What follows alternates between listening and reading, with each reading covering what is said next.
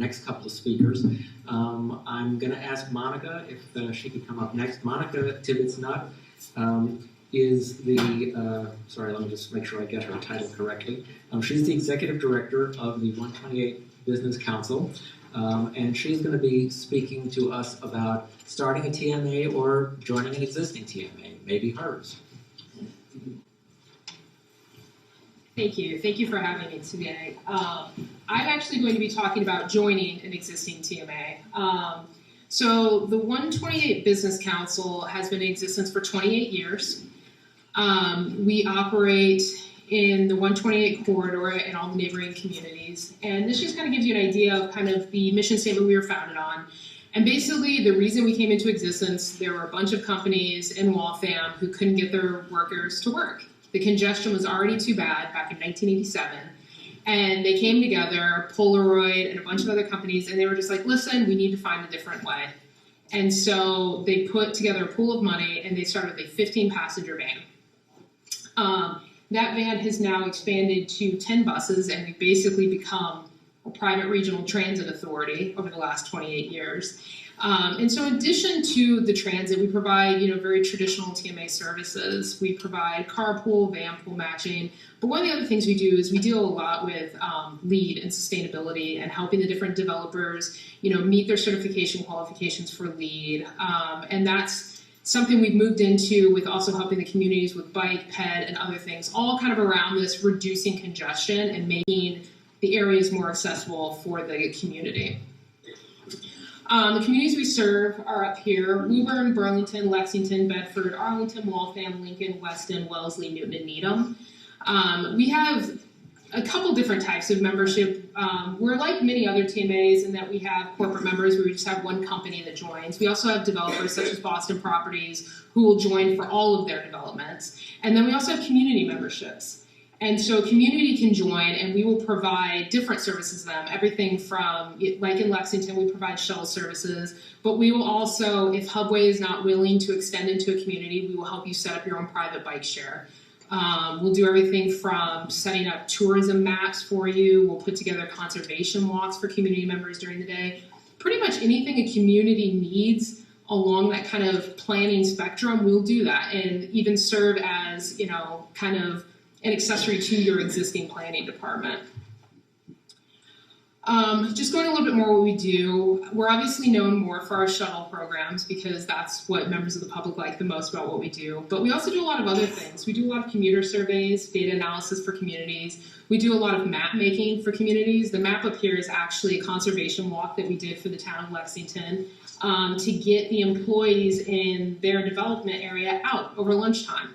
And so we work with their conservation department to put together walks that could be done over lunch. And that was something really neat to get people who just work in the communities actually more involved within the communities. And we do all of this in-house. We have a 5-person staff. We do all the mapping, graphic design, analysis, surveying, all within in-house. Other things we do is we provide TMA programs not only to the companies, but also to municipal employees for towns that are members of ours. So, we can help them find better ways to get to work, better ways to interact with the community and things like that. This is just a little bit more.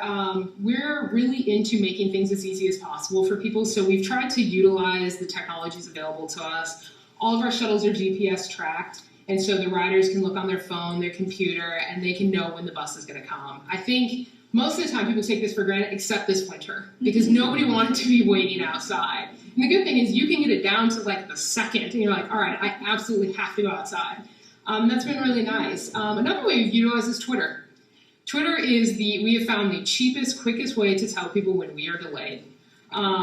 Once again, take it for granted a lot of the time, except this winter. This was the fastest way we could do it. We have our own dedicated dispatch center, but obviously, even with 6 or 7 lines of dispatch during the winter, it wasn't quick enough. And so Twitter was huge for us. We would just tweet out, and the Twitter is not manned by one person. The Twitter is manned by sometimes up to 10 or 15 people who are all tweeting from separate devices to make sure that those delays are getting out to people. How we do it better. After 28 years, there's kind of that that kind of almost natural inclination to kind of rest on what you've done. And we've tried to not do that. We've tried to kind of elevate our game within our own organization. And so that's when we really got into, you know, the graphic design and trying to offer more events to people. So, for example, Arlington is one of our members, which seems kind of weird because, you know, they have red line service and really decent bus service. Well, they came to us because they needed help engaging with the public and letting them understand what services were available to them. So, you know, we did everything from making a tourism map so people would start looking at more of the historic sites within town. We put together a bike breakfast for them.